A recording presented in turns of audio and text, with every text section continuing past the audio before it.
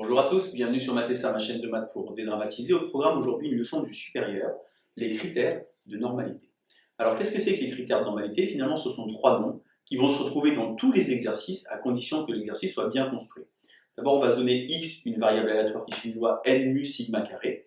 Ça veut dire que n a pour espérance mu et pour écart type sigma. Vous irez voir la leçon sur ce thème-là si vous n'avez pas encore travaillé là-dessus. Alors, je vais vous donner évidemment les trois critères de normalité. En fonction du niveau où vous vous trouvez, vous allez devoir calculer soit à la main, soit à l'aide d'une table de loi normale. Vous pouvez aussi voir la leçon, lire une table de loi normale si vous le souhaitez. Ces probabilités. Moi, je vais vous montrer sur une calculatrice que ce que je vous dis, finalement, ce ne sont pas trop des bêtises. Vous allez voir finalement que ces nombres, ils apparaissent tout le temps. Et puis après, vous, dans les exercices, à condition que ce soit bien choisi en fonction de votre niveau, vous allez pouvoir calculer de tête les probabilités. Alors, qu'est-ce que ça veut dire le premier critère de normalité? Ça veut dire que pour toutes les lois x qui suivent une n mu sigma carré, eh bien la probabilité que x soit compris entre mu moins sigma et mu plus sigma vaut une valeur fixe, une valeur donnée. X compris entre mu moins sigma et mu plus sigma, ça veut dire finalement que x est dans l'intervalle d'amplitude de sigma. Je vous rappelle que l'amplitude c'est la différence entre la plus haute valeur et la plus basse valeur, mais intervalle d'amplitude de sigma centré sur l'espérance mu. Eh bien cette probabilité vaut 0,683. Alors ça ne vaut pas tout à fait 0,683, ça vaut 0,6826, mais vous savez qu'on arrondit les probabilités à trois chiffres après la virgule. Deuxième critère de normalité, si cette fois-ci vous avez un intervalle d'amplitude 4 sigma, centré autour de mu, c'est-à-dire mu moins 2 sigma, mu plus 2 sigma, la probabilité cette fois-ci de 0,954. Troisième critère de normalité, x compris entre mu moins 3 sigma et mu plus 3 sigma, intervalle donc d'amplitude 6 sigma, centré autour de mu, 0,997. Ces trois nombres-là, si les exercices sont bien choisis, vous allez pouvoir vous en servir. Je vous ai montré ici un petit exemple. Moi, ce que je vous invite à faire à chaque fois que vous aurez un exercice de loi normale, c'est faire comme ça, un petit dessin. Alors, ce n'est pas une œuvre d'art, un petit croquis pour matérialiser la situation. On trace une courbe en cloche, une gaussienne, je pense que vous vous souvenez de ce vocabulaire-là. Moi, j'appelle ça aussi parfois une dune de sable pour bien comprendre qu'on a cette chose-là et donc on met les valeurs dessus. Alors, on va voir sur trois exemples avec la calculatrice que ces nombres-là, finalement, ils apparaissent et c'est vraiment intéressant de les connaître. D'abord, j'ai pris x suit une loi normale n01, donc une loi normale centrée réduite, que vous connaissez, j'espère, et je vais retrouver la probabilité que x soit compris entre moins 2 et 2. Donc, je prends la calculatrice, seconde distribution, et donc vous voyez que sur les trois premières lignes, il y a trois raccourcis, trois possibilités pour les lois normales. Normale FDP, toujours pas, qui sert à tracer sur la calculatrice la densité de probabilité. Normale FREP qui sert donc à calculer des probabilités, c'est ce qu'on va utiliser ici. Et inverse normale qui sert, quand vous connaissez la probabilité ou l'aire, c'est la même chose, à trouver un antécédent avant. Alors, on va donc faire seconde distrib 2, c'est-à-dire normale FREP. On met la valeur minimale moins 2, la valeur maximale plus 2, on met bien le bon mu et le bon sigma, et sans surprise, on obtient 0,954. Alors pourquoi sans surprise?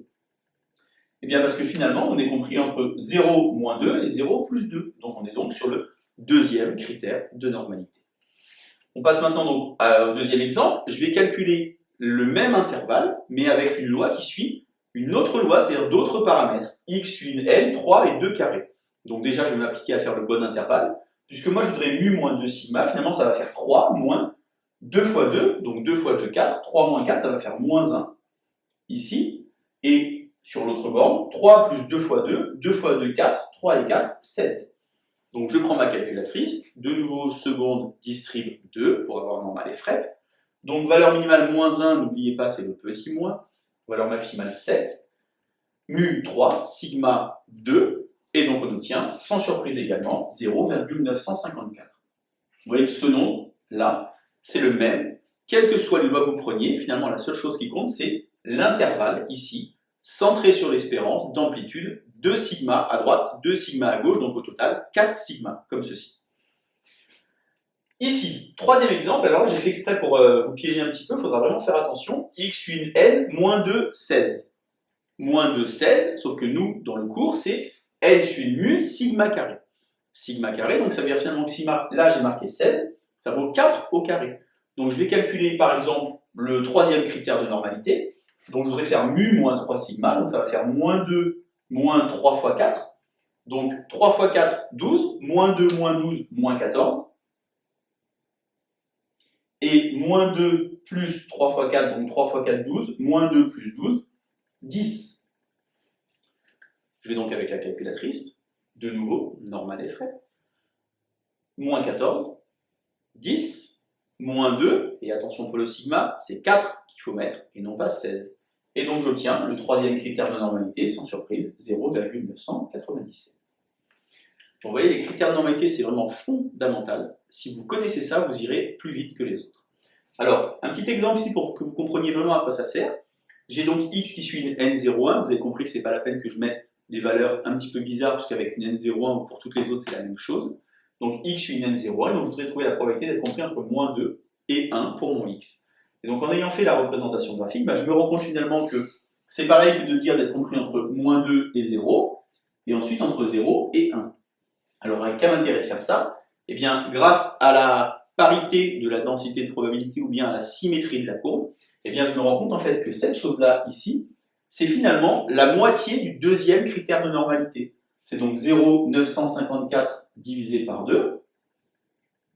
Et pour l'autre là-bas, c'est la moitié du premier critère de normalité, c'est-à-dire 0,683 divisé par 2. Alors j'ai bon espoir, puisque vous êtes dans le supérieur, que vous savez faire une division par 2. Donc on obtient, en divisant par 2 et en ajoutant, 0,8185. Pour vous en convaincre, on va faire ça à la calculatrice. Donc on y retourne. Seconde distrib 2, pour faire normal et frais. Donc vous mettez moins 2 jusqu'à 1. Vous mettez mu 0 sigma 1. Donc vous trouvez 0,8185. Alors évidemment, attention, comme ici ce sont des nombres arrondis qu'on a ajoutés, on n'a pas forcément exactement la même chose. Avec le chiffre derrière, par exemple, vous indiquerez plutôt d'aller arrondir au-dessus. Je voudrais vous montrer une dernière chose sur ça, avec la calculatrice, pour calculer une aire sous une courbe. Donc vous reprenez votre calculatrice, cette fois-ci vous allez dans f de x, et donc on va construire la densité de probabilité.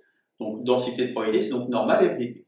Donc faites seconde distrib 1, vous mettez x 0, 1, puisqu'on est donc ici sur une loi normale centrée réduite. Au lieu de faire graphe, on va donc aller dans fenêtre, on va adapter la fenêtre. On va donc mettre moins 5, 5 pour x min, x max. Pour les y, 0 puisqu'une probabilité est toujours positive. Et en haut, on va mettre 1 puisque vous savez qu'une probabilité ne va pas dépasser 1 évidemment. Vous tracez en faisant graphe là-bas. Et on va tracer à l'aide de la calculatrice cette petite chose-là, ce petit dessin, vous allez voir. Donc vous allez faire seconde calcul, donc c'est la 7e ligne. Vous avez donc intégrale. Et donc la calculatrice vous demande entre quelle et quelle valeur tu veux calculer l'intégrale. Donc vous mettez moins 2, attention c'est le petit monde, vous mettez plus 1, et ensuite vous faites entrée, et vous allez avoir la calculatrice qui avance, et qui va vous donner la valeur de la probabilité, vous la voyez en bas, 0, 81, 85, et un 9 derrière.